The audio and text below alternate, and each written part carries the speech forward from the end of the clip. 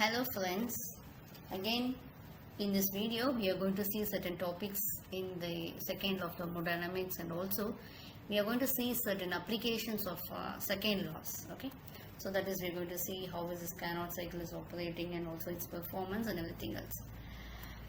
See, actually a Carnot cycle is an hypothetical cycle which has four processes. It has two reversible isothermal process and also two reversible adiabatic process. So why this heat is cast to flow in the working fluid by the application of high temperature energy source during expansion, and flow out of fluid by the applications of lower temperature energy sink during compression. So this is being explained in the coming slide. Okay, so what it is actually, you can see this high temperature, we call it as source, and how it is doing, it occurs, this working fluid is flowing due to expansion, during this expansion, and it is flowing out when applications of lower temperature energy sink, and this occurs during compression. So what are the assumptions made? Actually, piston has no friction. That is the main assumption that they are making in the case of Carnot cycle, and the cylinder head is arranged in such a way that it can be perfect heat conductor or heat insulator. So the walls of the cylinder and piston are considered as a perfect insulators of heat. So there is no heat loss. Okay, and heat transfer does not affect the temperature source or sink. And compression and expansion, they are reversible. That's very, very important. Okay, we consider this compression and expansion. So when it is expanded from 1 to 2, 2 to 1 also, it will produce the same effect that we are assuming. Okay, so working is a perfect gas. See, actually normally it's a perfect gas we assume, and it has a constant specific heat. Okay, it's not quite possible.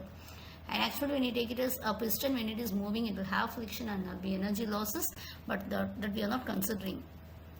You can see this is an actually idealized thermodynamic cycle which has four reversible. Again and again I am repeating, this is a four reversible cycle. You can see that 1 to 2. What happens here is the isothermal expansion. Okay, the term isothermal implies that the temperature is remaining constant during this process.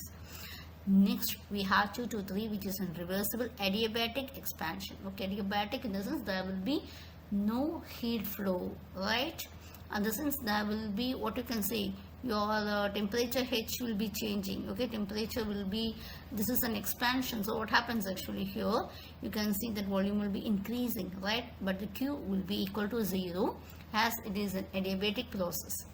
Third one, we have it as a reversible isothermal compression. The piston is moving down. So what happens? The gas inside is being compressed. Okay, so here the TL is also a constant one, right? And next one is reversible adiabatic compression. We have 4 to 1, Q is equal to 0, and this is your TL will be, and will be changed from TL to TH. Okay, that is what is being explained in the Carnot engine.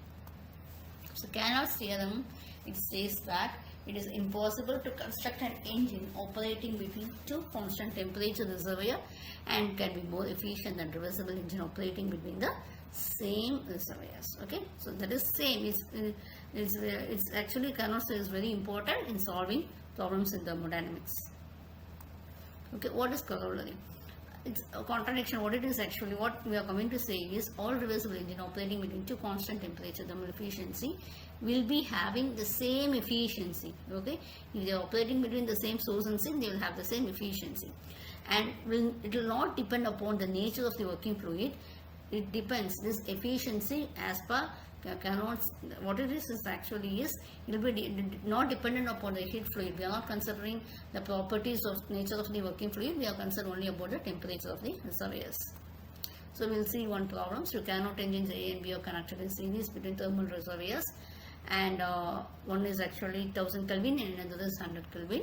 So engine A is receiving 1680 kilojoules of heat from the high temperature reservoir, and it is rejecting heat to the Carnot engine B. So B is taking heat rejected by the engine A and is rejecting heat to the low temperature. So this have equal thermal efficiencies. We are assuming that A and B are having equal thermal efficiencies. We have to find out the heat rejected by engine B, the temperature at which the heat is rejected to engine A, and the work done during the process A and B, etc. So if engines A and B are delivering equal work, we have to find out the work done.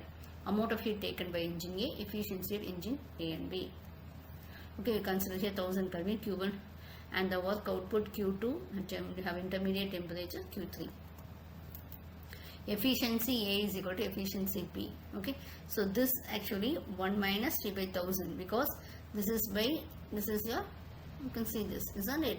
So we have it as TH minus TL TH, and we have it as, so TH minus TL by TH, right? So 1 minus, we have it as TL by TH, that is we have to find out. So which is equal to, we get it as 1 minus 100 by T, right? And similarly we have T is equal to, we get it as 316.3, and Q2 is equal to, how it is, Q2 by Q1 is equal to T by 1000, we get Q2 is equal to 531.26 Kelvin. And now Q2, we have it as Q2 by 363, you see the diagram, you can see, understand, right?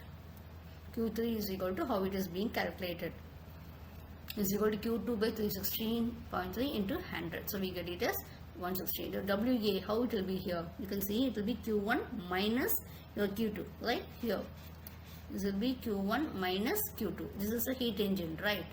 So I am getting this, and WB will be your work output, what we get will be, again it will be equal to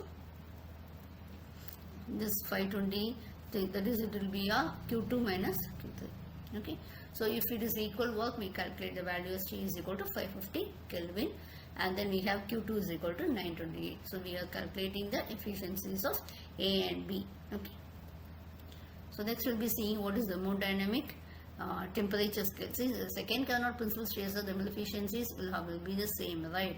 So that is QH by QL of reversible is equal to TH by TL.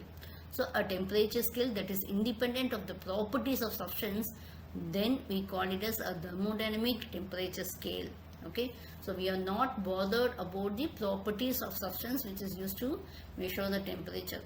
That is Kelvin scale, and the temperatures on the scales are called as absolute temperatures. Okay, so with this actually I am ending this video, and we'll see in the next video. Thank you.